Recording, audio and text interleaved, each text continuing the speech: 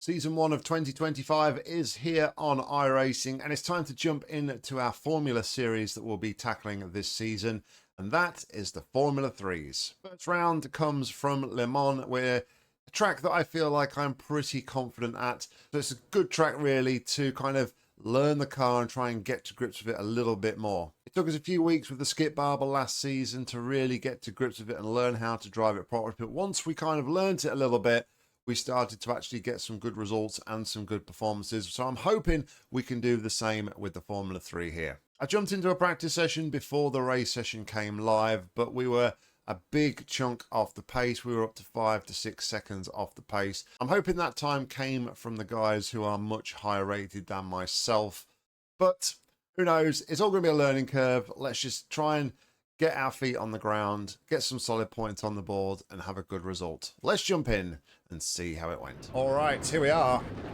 for our first ever Formula 3 race this week at Le Mans, and it's a 6-lap race. There are 17 runners in this one, and we have qualified in P8. Didn't have a amazing lap. I know that I have definitely got more time in the car than what I did, but let's just get settled in the car and acclimatized. It's a new car, and from what I've done in practice, I am quite a way off like the top runner's pace. Normally, like with the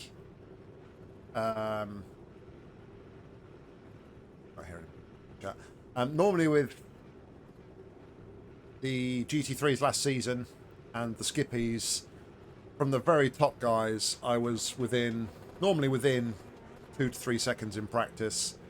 Here, I was a lot off practice. The fastest guys were doing 47s. I think my sum of best technically was like 40, 54, 53. So anyway, let's see how we go. The first race in the F3s. This will be a standing start. All right, Nick, let's get this right. No fuck-ups. Green, green, green. And away we go. We hold station into turn 1.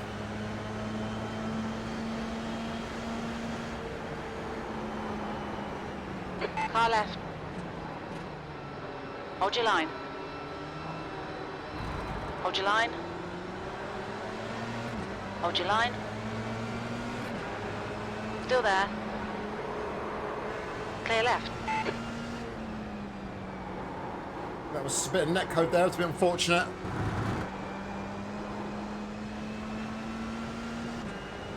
The guy in front is, please, car number 6. I could see him kind of coming across me. Start. So I was trying to give him the space. I was trying to back out of it. I don't think we did anything wrong as such there. This guy's going to have the draft, so we're going to let him go. If he's going to go, he goes. No, he's backing out. The car in front is Xavier, car number 3, C license, and their rating is 1. Car left. Clear left. Thought about sticking his nose there. Then thought better of it.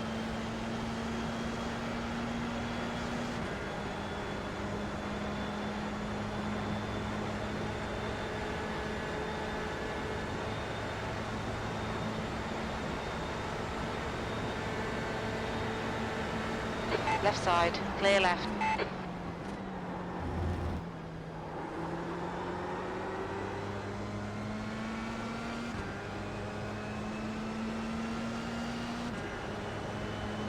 Alright, well, he's not really kind of making lunges. He's just sort of sitting behind at the minute, it seems, and sort of trying to gauge probably where we're fast, where he can make the move.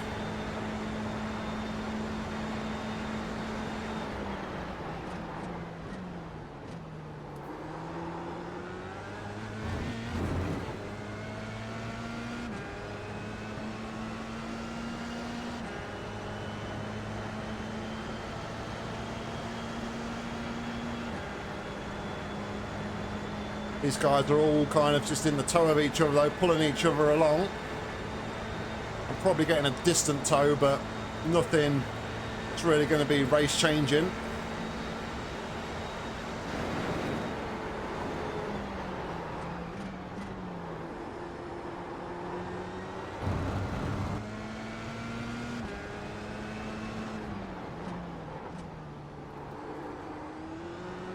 The gap to Xavier ahead is now 0.7.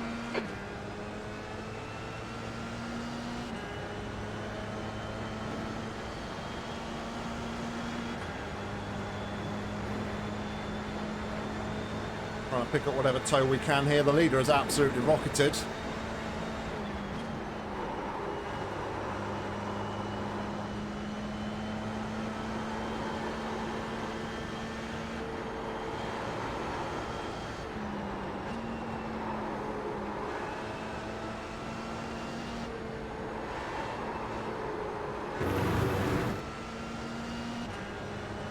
Probably right on the limit there of a slowdown.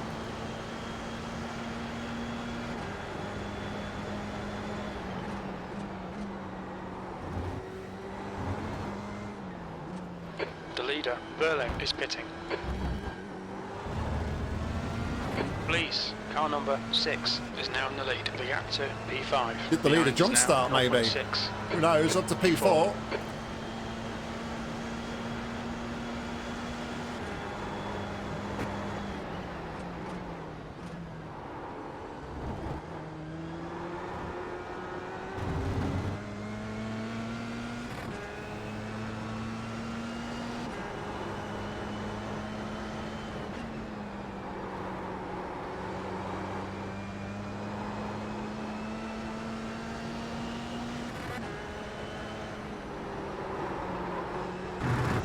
Let me get that corner right. Just can't seem to find the optimum amount of speed to take through there.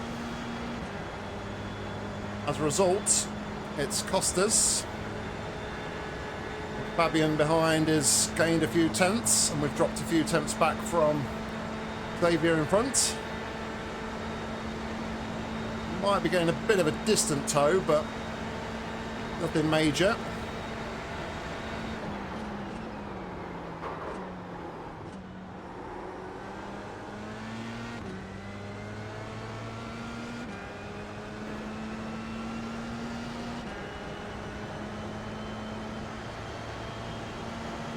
Gap to Ramos behind is now 0.1.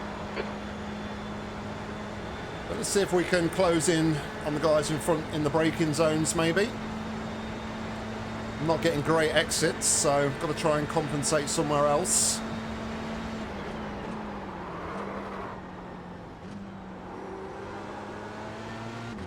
Though we have a massive The gap to Xavier back ahead is corner. now 1.5 seconds. Don't know where I was going with that line, but yeah, we massively got that wrong. Locked up the front right on the entry. Had to roll off the brakes and go a little bit deeper.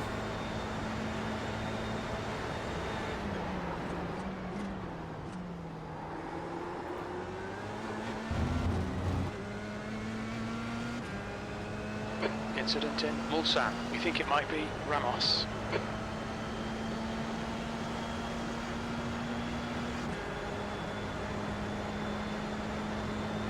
Again, just being outside the toe of these guys is just hurting us a little bit.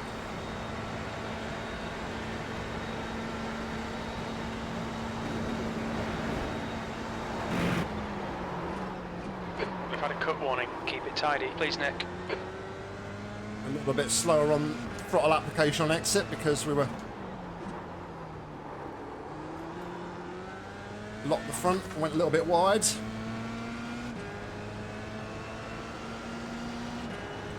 I think I'm too far away from a distant tow, but I'm not gonna really follow too much there.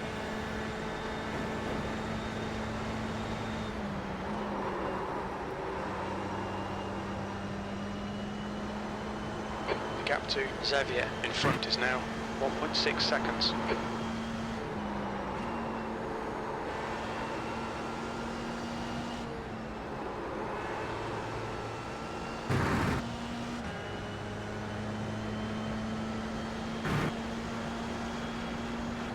I don't think I've got an answer for the guys in front.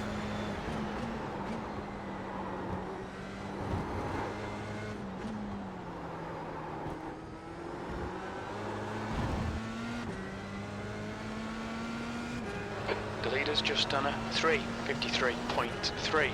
The guy ahead's lap time is a 3:53.3 seconds. We're only in the 54s, so...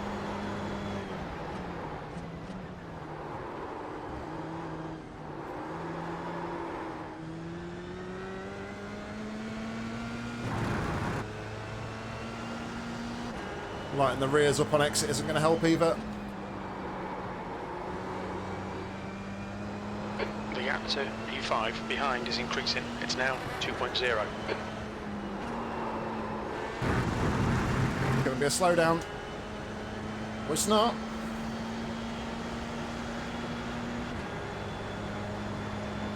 Must have been on the limit, surely. Genuinely thought it was going to be.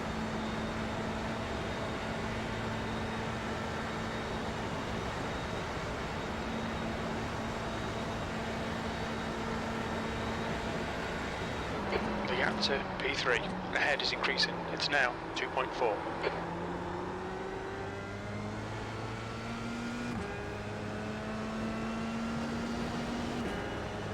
A lot better rotation that time around. We kept it in third gear. They're starting to battle ahead. The leader has gone. 2 seconds in clear of those guys. Okay, Nick, the next car is Sprout, car number 1, A license, and their rating is 1.8.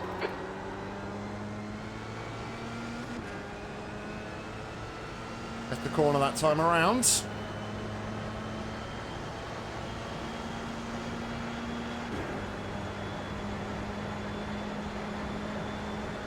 Just a matter now, I think, of just keeping my head. I'm not going to worry too much about the guys behind, in front.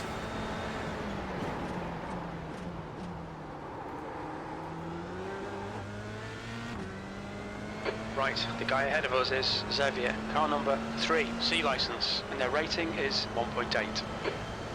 Need to keep managing the gap behind. Ensure they don't... I've got a comfortable gap.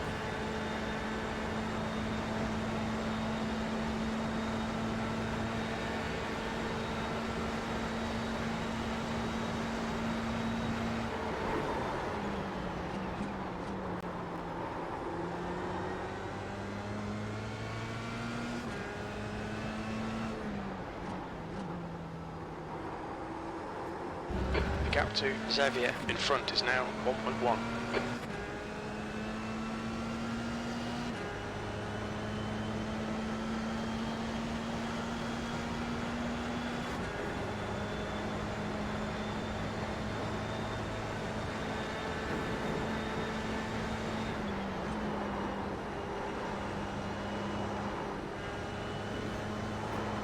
Oh, P3! We've inherited There's an P3. incident in Porsche curves. Looks like it's Xavier.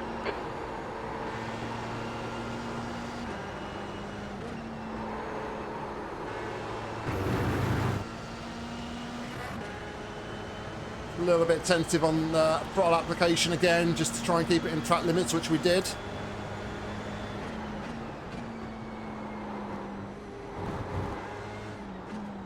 There's an incident in the second Ford chicane. It looks like Sprout. Wow. Incident in the first Ford chicane. You think it might be Sprout? V2, that's your best lap in this session. Whew. Everyone's losing their heads at the minute. All the more reason for us now to focus down. Not lose hours. That's a new fastest lap for David. 3:53.2 seconds.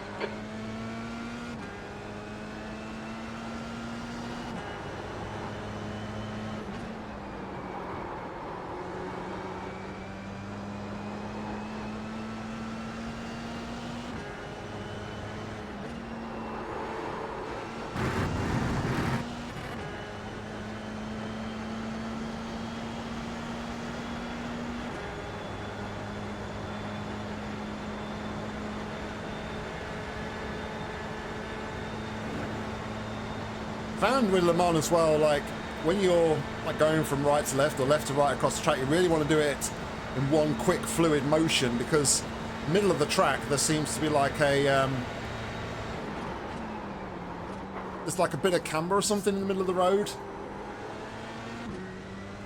and you'll probably hear it from time to time when I'm like going across the middle of the road. So listen out the next time when we get past this chicane. You'll probably hear it as we go back onto the racing line. You can kind of hear like the bottom of the car here, like scrape along the track. So you really don't want to be spending too much time on that middle, or else you're going to be kind of like bottoming out and potentially losing a bit of speed.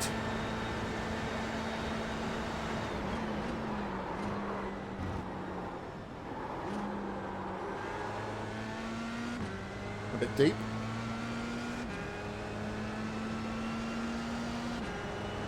There's an incident in Michelin chicane. It looks like Mika Listen out carefully here. You can kind of hear that P1. scraping. Ahead is increasing. It's now 5.3 seconds.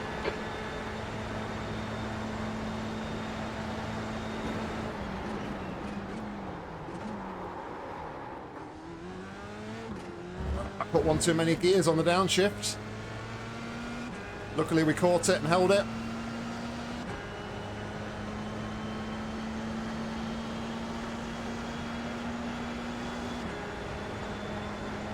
It looks like Nicholas behind though had an even tougher time.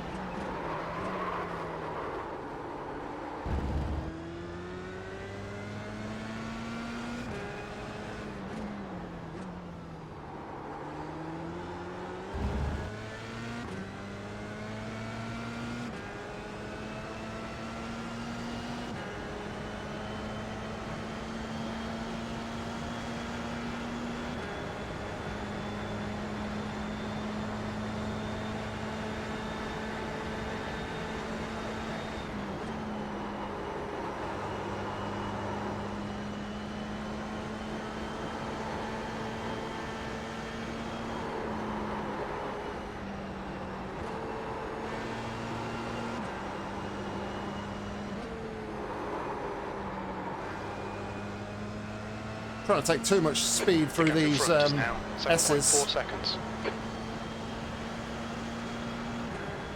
Not getting the rotation though to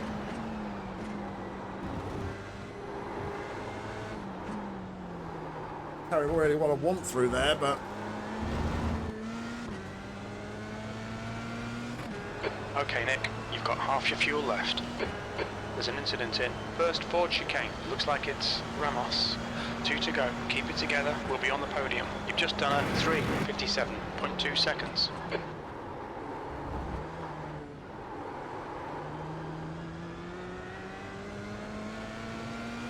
I did not do a 3:52.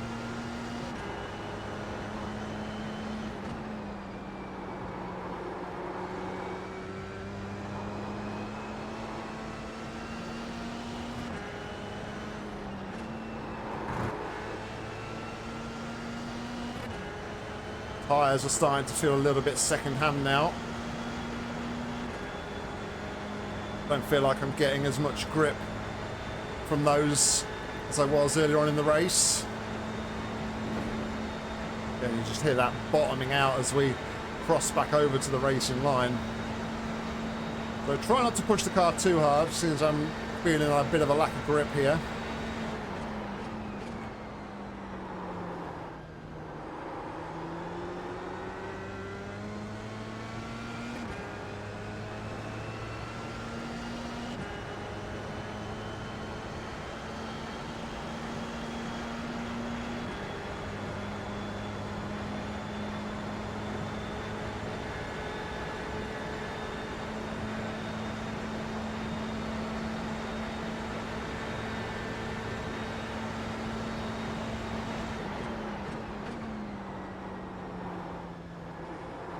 Incident in PlayStation chicane. We think it might be Canter.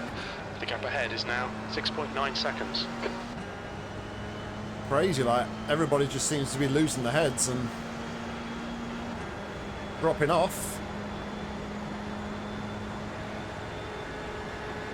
One more lap to go after this one.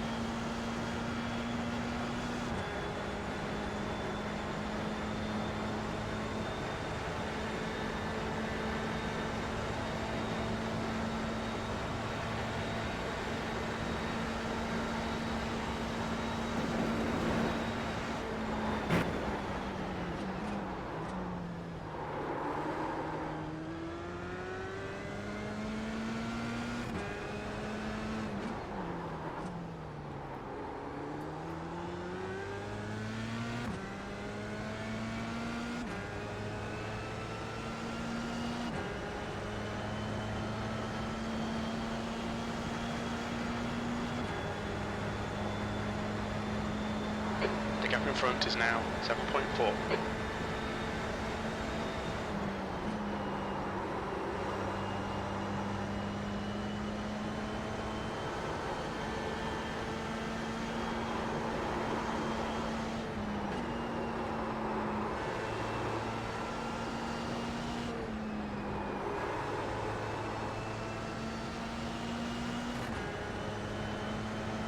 Nice and gentle through there.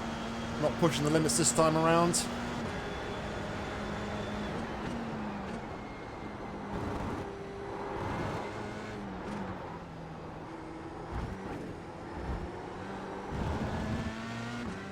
Last lap.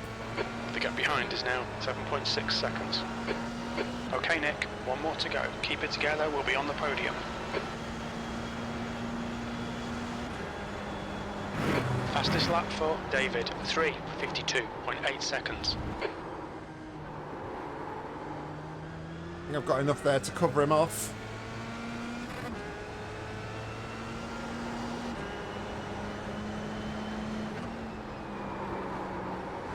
It's quite massively backing off on that lap.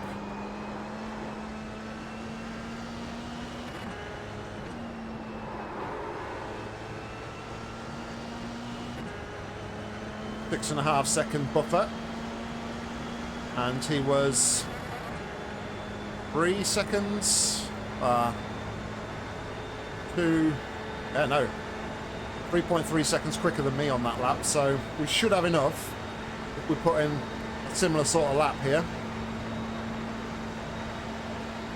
Nothing stupid.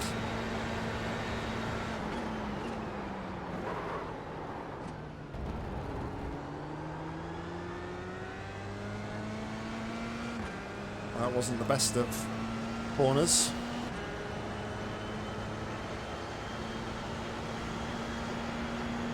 Should be fine. Can't see him in my wing mirrors or my rear view. Getting closer. The gap's now 6.1 seconds. If the race was possibly 2 or 3 more laps, then we'd be starting to get a little bit worried.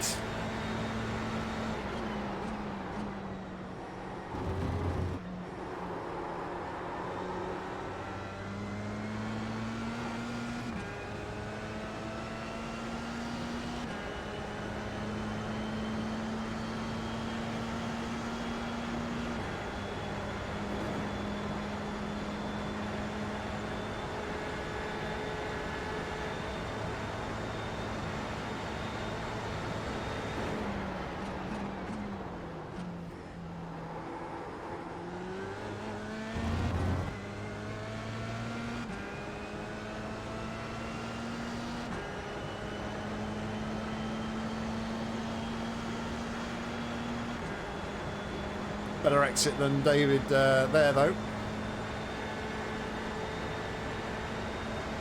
I shouldn't be anywhere now where I hemorrhage too much time, as long as I get the braking right into this corner here. It can be very tricky sometimes.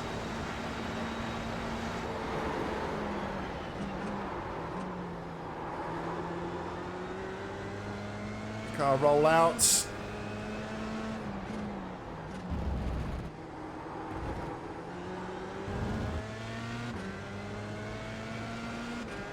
Looks like we had a better corner though than David behind. We're pulling away, so I think we've done enough now.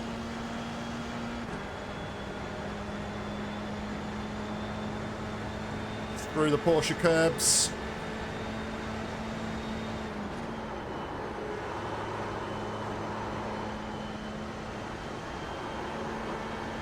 The gap to David behind is now 5.7.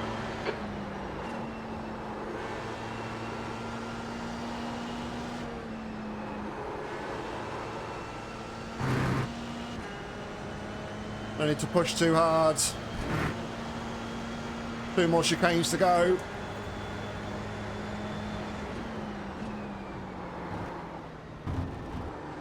About not pushing too hard. I completely got that entry wrong.